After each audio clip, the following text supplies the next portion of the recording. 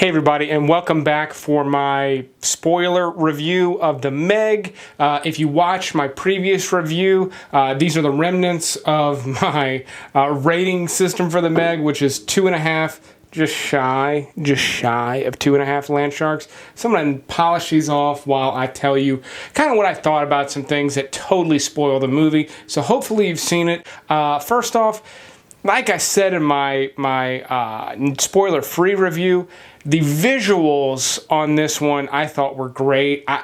To the point that I was surprised. Like, I was really surprised at how good some of the stuff looked.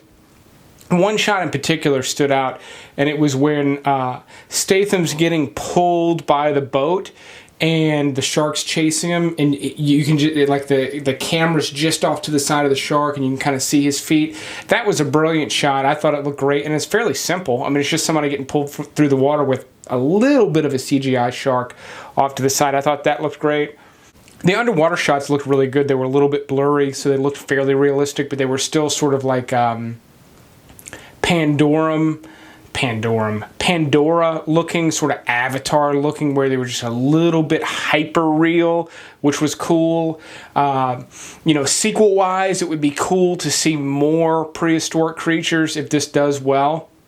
One thing I was disappointed by, but not surprised by, given the PG-13 rating, is I really, not that I'm that morbid, I don't know, maybe I am, you can tell me in the comments, but you know, they show those shots of all the people out in the water. It's just hundreds of people out in the water, and you see the shark coming, which is a beautiful shot. But I just envisioned that shark just opening its mouth and just consuming people like plankton. That's kind of what I thought I was going to get to see, because that wouldn't really involve blood. It does go full bore on that crowd, but you don't really get the shots that I thought you were going to.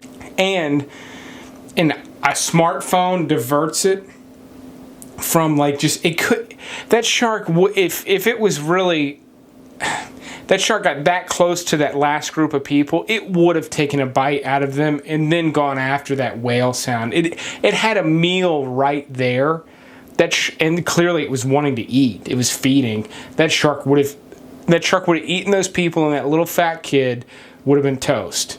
Sorry, but that's just reality. That probably should have happened. You know, there were some oh shit moments in the movie. There was a couple of times where I was like, oh shit, like I was kind of surprised, even though the key points were fairly predictable. There were some oh shit moments, but I wanted that big sort of like, oh my God, I cannot believe they went there. Didn't really get that. I was a little disappointed by that. The romantic shit between him and the lady, it's a little too sappy for that kind of a movie. One thing I wish I had mentioned in my spoiler-free review is I really liked the sort of campiness of it, where, you know, one of the first lines out of Statham's mouth when these land sharks are creeping up on me. Mouth when he's saving people from the sub in the beginning is just that real, just classic, oh my God. There was a couple of those, like the doctor was like, you might be a son of a bitch, but you've got balls. I like that they put those in there. I mean, it's cheesy, but the whole concept of this movie is cheesy. I posted, right as I'm in the theater, posted a poster I found that I really liked of the movie. Just said, hey, I'm watching this, watch the review tomorrow. And some idiot, third comment, it looks really stupid. Yeah, well, so does your fucking face, dude. The movie's obviously stupid. Not every movie has to be fucking directed by Christopher Nolan. It's just a fun popcorn movie.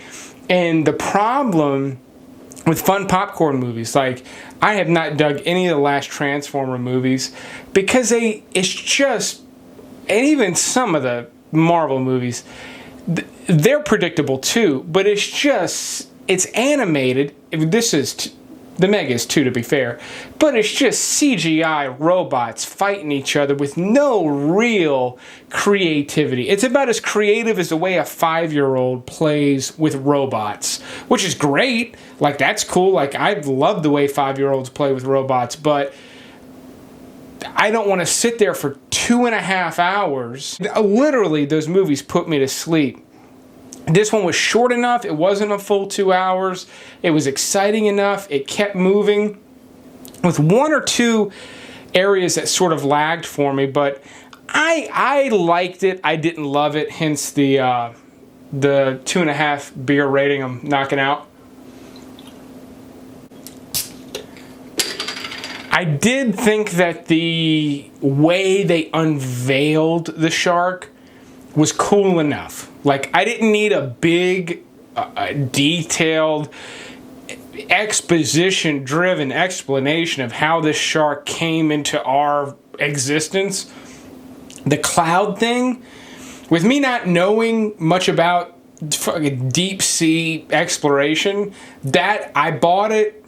It seemed a little far-fetched, but I bought it enough for the period of the movie and thought that that was a somewhat passable explanation for this movie. It's not radiation. It's not a chasm that opened up. It's not, you know, it sort of worked. I thought that that was good. And like I said, I think it opens the door for there just being more creatures and stuff if they want to do another one. I cannot think of a here goes the beers, a Jason Statham movie that I like more that's come out in the past like 6-7 years. I mean, I love some of his movies. I love the Guy Ritchie movies. I love The Bank Job. I like a lot of his movies. I like the latest Fast and the Furious movies, but those aren't really Jason Statham movies. He's in them. I love Crank 1 and Crank 2. Absolutely love Crank 2. But he hasn't been doing stuff like that. To me, he's been doing really safe stuff that's been kind of lame. Sorry, dude. Let me know what you thought of the movie in the comments below. If you like the idea of me doing like a spoiler-free and then a spoiler review like the day after, let me know that too. Like this video. It'll really help me figure out what I'm going to do. These videos are going to get less views than my Netflix reviews, but I'm kind of trying to grow a new thing here. I'm definitely not getting rid of the getting rid of the Netflix reviews, but I kind of want to add this too. I think it would be fun to sort of talk about these newer movies. So thank you for checking this episode out. I really appreciate it. But you will see me next time.